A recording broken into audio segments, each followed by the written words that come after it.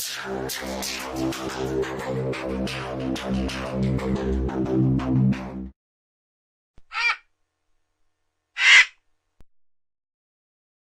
cae Venezuela, habrá caos y habrá destrucción. No es una suposición demagógica o una tirada trucada de dados. Lo hemos visto en Irak, en Afganistán, en Siria. Antes, todavía niños, nos echábamos las manos a la cabeza viendo las imágenes que nos llegaban de Vietnam. De Corea solo nos han llegado datos, estadísticas, información sobre los millones de hombres y mujeres caídos en los coliseos preparados por Washington para diversión de sus chicos, millones caídos luchando por liberar su patria. ¿Cuántos escenarios más hace falta presenciar para entender que un país que lleva 250 años exterminando pueblos, robando su riqueza, organizando golpes de Estado, asesinando a presidentes legalmente elegidos, no puede lanzarse a la aventura venezolana por razones de justicia, libertad y bienestar? Son los Estados Unidos, ahora, pero ha sido Europa durante los últimos 500 años, los que impiden que los pueblos puedan desarrollar libremente sus sociedades, las que sean, las que ellos quieran. Son ellos los que han entrenado y protegido a todos los dictadores de Latinoamérica, y pretenden ahora hacernos creer que están muy preocupados por la situación en la que se encuentran en Venezuela los derechos humanos. El escenario que nos presentan es falso, pues se trata de un teatro, de un montaje, preparado, además, en 4 días, una chapuza, que el ejército estadounidense y los de sus leguleyos, España entre ellos, arreglarán y paliarán las deficiencias estratégicas de sus organizadores. No hay argumentos ni razones, no puede haberlos, solo fuerza bruta, la misma fuerza que ha utilizado siempre Occidente ante la historia. El vencedor tiene razón. Sin embargo, en la justicia objetiva del Creador la razón exige argumentos de peso para arrogarse la facultad de invadir, matar y expoliar a terceros. En una ocasión, el profeta Muhammad dijo a sus compañeros: es posible que entre vosotros haya quien por su excelente oratoria logre convencerme de que una errónea acción es buena, pero lo único que se habrá ganado es un lugar en el infierno. La verdad no tiene nada que ver con el éxito mundano o la eficacia política y financiera. Ese éxito lo promueve Iblis, el príncipe de las tinieblas, no la objetividad divina.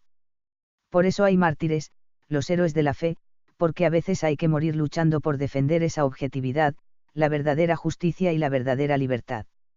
¿Puede acaso un hombre de la altura moral de Trump decidir el futuro de una nación cuyos ancestros se remontan al tiempo del profeta Sulaimán?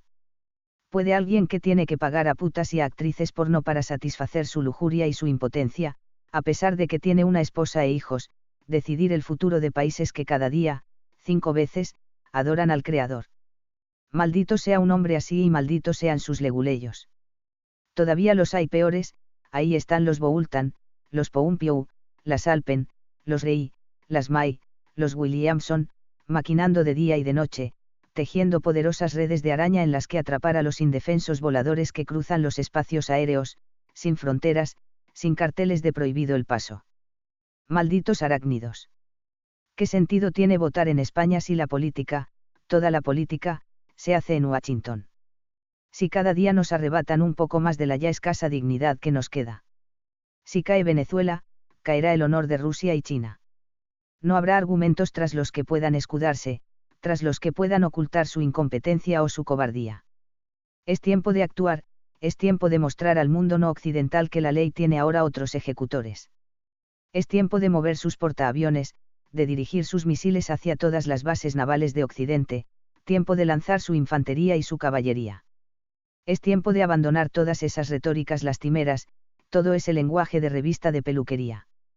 ¿De qué sirve entonces el sacrificio del pueblo chino y del pueblo ruso?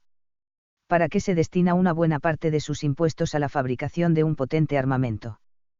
Cuestión nacional. Es que entonces esos dirigentes tienen el complejo del conejo que solo se preocupa de salvaguardar su madriguera. Rusia perdió 4 preciosos años en Siria, reuniéndose con unos y con otros, hablando de ley internacional, dialogando con los agentes que habían montado el escenario sirio. ¿Acaso pretende hacer lo mismo en Venezuela? ¿Acaso lo que desea Putin es ser el bueno de la película? El héroe del siglo XXI. Ya lo hemos dicho en numerosas ocasiones, la historia es una puta que se acuesta con quien mejor paga. Si cae Venezuela, se derrumbará el bloque emergente y toda Latinoamérica, Cuba incluida, no tendrá más remedio que postrarse ante la dama del puerto. Qué terrible imagen para un inicio de milenio. Si cae Venezuela, habrá caos y habrá destrucción. No se trata de un mal augurio, de un mal presagio, es lo que han dejado Estados Unidos y Europa a su paso por la historia reciente, donde está la libertad y el bienestar prometido a los afganos. ¿Qué democracia se ha instaurado en Irak? ¿Qué paz? ¿Qué progreso han establecido en Siria los grupos rebeldes armados y entrenados por Occidente? Así, entre ruinas, tienen que vivir las ignorantes poblaciones de Irak, Afganistán y Siria que esperaban con lágrimas en los ojos la llegada de los libertadores occidentales. Así les esperan ahora en Venezuela. La gente no ve la realidad, solo les interesan las imágenes que proyectan sus deseos, sus mezquinas imaginaciones. Hay que oír a los ricachones venezolanos hablar de la miseria en la que vive la población, cómo se mueren de hambre en las calles. ¿Por qué no hacen algo por remediarlo? ¿Por qué no sacrifican algo de su lujo y de su bienestar en favor de sus trabajadores? No hace mucho que hemos estado en Venezuela y no hemos visto un país en caos, sino más bien, un país con una gran libertad de comercio, con muchas posibilidades para los que están dispuestos a trabajar y a generar riqueza. Una buena parte de los venezolanos, especialmente la población indígena, se dedica más a la botella que al esfuerzo por construir un futuro para sus familias. Chávez arrebató una buena parte de la economía que estaba en manos judías y se la dio a los árabes, muchos de ellos musulmanes, y estos, en agradecimiento, pagaron la campaña de su opositor judío Enrique Capriles Radonsky. Los pueblos, la gente, la masa, nunca son inocentes aunque traten de aparentarlo. Ese concepto marxista de que el Estado es el padre de todos y a todos provee como a sus hijos es la madre de todos los males y al primero que afectó fue a la propia Unión Soviética. Cada ser humano es responsable de sus elecciones, ya que tiene las capacidades cognoscitivas para diferenciar el bien del mal.